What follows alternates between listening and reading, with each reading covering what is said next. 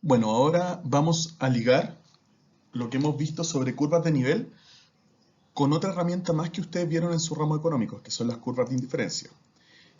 Tenemos que las curvas de indiferencia son los conjuntos de puntos en el espacio de combinaciones de bienes para los que la satisfacción del consumidor es idéntica. Es decir, que para todos los puntos pertenecientes a una misma curva, el consumidor no tiene preferencia por la combinación representada por uno sobre la combinación representada por otro. ¿A qué nos suena parecido esta definición que estamos leyendo? Tenemos que la satisfacción del consumidor se caracteriza mediante la función de utilidad, en la que las variables son las cantidades de cada bien representadas por el valor sobre cada eje. Entonces, tenemos que las curvas de inferencia son de esta forma. Tenemos en el eje Y la cantidad de Y y en el eje X la cantidad de X, ¿cierto? Por ejemplo, supongamos que son hamburguesas y en el otro lado tenemos pizzas, ¿cierto? Pizzas. Lo que estoy diciendo es que una combinación de hamburguesas y pizzas como esta, una que está en este punto, por ejemplo, digamos 10 hamburguesas y 5 pizzas, entrega el mismo nivel de satisfacción que una combinación como esta, que son por ejemplo 5 hamburguesas y 9 pizzas, por ejemplo. Entonces, de nuevo, estoy diciendo que en una curva de indiferencia conviven puntos en que la combinación entrega el mismo nivel de satisfacción. Es decir, estos puntos tienen una misma imagen, ¿cierto? Entregan un nivel de utilidad o un nivel de satisfacción equivalente. De nuevo, al igual que las curvas de nivel, son distintas combinaciones de X y de Y, distintos puntos que entregan una misma imagen. Entonces, ¿qué relación hay entre la función de utilidad y las curvas de indiferencia? Podemos ver que las curvas de indiferencia, en este caso, son las curvas de nivel de nuestra función de utilidad. Entonces, ya vimos que las curvas de nivel nos sirven para representar combinaciones de puntos para mostrar un mismo nivel de temperatura, en el caso de la isoterma, un mismo nivel de altura, en el caso de un cerro, o un mismo nivel de utilidad, como en el caso de las curvas de indiferencia, ¿cierto? Entonces, tenemos, repasando un poco, tenemos que en el caso de las curvas de indiferencia, recordar que tenemos la hamburguesa, tenemos las pizzas, ¿cierto? Esta curva de indiferencia representa distintas combinaciones de cantidades de hamburguesas con pizza. Aquí tengo una combinación posible, aquí tengo otra combinación. Todos estos puntos en esta curva de indiferencia, en la curva de indiferencia 1, nos muestran distintas combinaciones que nos entregan un mismo nivel de utilidad. Luego, si pasamos a otra curva de indiferencia, tenemos que en esta curva de indiferencia nos entrega distintas combinaciones de puntos que entre ellos tienen una misma imagen, o sea, representan un mismo nivel de utilidad, pero un nivel de utilidad mayor al de la curva de indiferencia 1. Todos estos puntos tienen una misma imagen, un mismo nivel de satisfacción o un mismo nivel de utilidad. Tienen la misma imagen, el mismo Z, la misma altura. Pero todos ellos son mayores, entregan una utilidad mayor a la que nos entregaba la curva de indiferencia 1, ¿cierto? A las combinaciones que veíamos en la curva de indiferencia 1. Entonces, como tarea chica, que se suma a los otros cuatro ejercicios que vimos en el video anterior, tenemos la siguiente tarea. ¿Cómo serían las funciones de utilidad y curva de indiferencia de A, bienes sustitutos? Aquí nos referimos a bienes completamente sustitutos o de bienes complementarios. Bienes completamente complementarios. Un ejemplo de bienes sustitutos sería, el típico sería, por ejemplo, mantequilla y margarina, ¿cierto?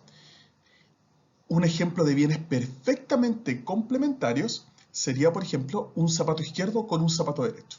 Entonces, quiero que dibujemos las funciones de utilidad a través de las curvas de indiferencia de estos dos tipos de bienes. Entonces ahora, para aplicar la materia que hemos visto durante este video, vamos a hacer un pequeño ejercicio. El problema dice, bosqueje las siguientes curvas de nivel para la función f de x, y es igual a x por y, y esto es igual a c. C es una constante. Recordemos que para dibujar curvas de nivel necesitamos que las distintas combinaciones de x, y me vayan entregando una misma imagen. En este caso, la constante c, ¿cierto? Yo voy a hacer el primer ejercicio, la letra A, y queda para estudio personal la letra B y C. Entonces, necesito combinaciones de x, y que, aplicándoles esta función, me entreguen siempre el valor 2. Entonces, me sirven, por ejemplo, las combinaciones 2,1, ¿cierto? Me sirve también 1,2. Me sirve también, por ejemplo, 3,2 tercios, ¿cierto? También me sirve 4,1 medio, ¿cierto? Y al mismo tiempo me sirven también las combinaciones menos 2, menos 1, ¿cierto? O menos 1, menos 2. Y así sucesivamente, ¿cierto? Entonces, intentemos dibujar estas combinaciones de x, y que hemos puesto como ejemplo. Dibujamos nuestro plano, un poco chueco, disculpen, ¿cierto? Tenemos el eje x, tenemos el eje y dibujamos nuestras distintas combinaciones. Por ejemplo, el punto 2,1 va a estar en un lugar como acá, ¿cierto? El punto 1,2 va a estar en un lugar como acá.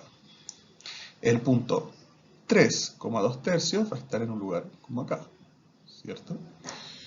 Y así vamos dibujando y vemos que nuestra curva de indiferencia va a tener una forma como esta.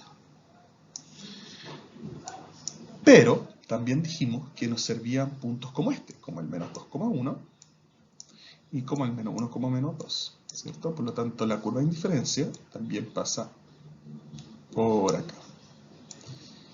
Ahora vamos a tratar de mirar esto gráficamente. Yo para hacer este ejercicio, para tratar de graficárselo a ustedes, ocupé el programa GeoGebra y me metí a través de la página geogebra.org. Ahí pueden dibujar estos mantos de los que hablábamos, ¿cierto? Entonces, la función x por y es de esta forma. De esta forma. ¿Bien? Entonces, lo que nosotros estamos dibujando es simular que yo paso un cuchillo justo por c igual a 2, ¿cierto? Y veo qué puntos pasan por ese cuchillo, qué puntos cortó ese cuchillo que yo pasé. Entonces, si vemos esta figura desde arriba, o vemos la imagen que se proyecta en el suelo, cuando yo paso este cuchillo, vamos a tener algo de esta forma, ¿cierto? Aquí tenemos las curvas que yo acabo de dibujar, ¿cierto? Y les dejo esta figura, y les dejo la página para que vean los otros dos casos, cuando c es igual a 0 y cuando c es igual a menos 2.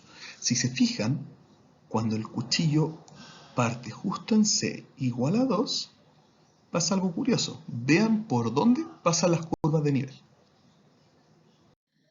Finalmente, queda este ejercicio propuesto para que ustedes vayan soltando la mano. Este no entra en la tarea chica, pero estaría bueno que lo hicieran también para que se vayan familiarizando con las curvas de nivel. Entonces el problema propuesto dice lo siguiente. Suponga que cuando X máquinas e Y horas hombres son usadas en un día, una fábrica produce Q, que depende de X, Y, o sea, es una función de producción que depende de las X máquinas y de las Y horas hombres, es igual a 10 de X por Y celulares. Es decir, cuando yo ocupo X máquinas y ocupo Y horas hombre, la producción total es 10 por X por Y celulares. Entonces, lo que les pido yo es describa la relación entre el número de máquinas y de horas hombre que producen 1000 celulares al día. O sea, lo que les estoy diciendo es que dibujen Q de X, Y igual a 10 X, y eso va a ser igual a la constante 1000, ¿cierto? Aquí es un poquito más fácil que el caso anterior porque no puedo tener cantidades producidas negativas, ¿cierto? Entonces solo me van a interesar el dominio de los R positivos, ¿cierto? R por R positivo, solo puedo tener cantidades de máquinas y cantidades de horas hombre positivas, y al mismo tiempo solo puedo tener cantidades producidas positivas. Eso, nos vemos en la próxima clase. Hagan los ejercicios, les van a servir para ir soltando la mano, ir estudiando y para que empiecen a aparecer las dudas. Estoy recibiendo ya sus dudas sobre los videos que hemos visto.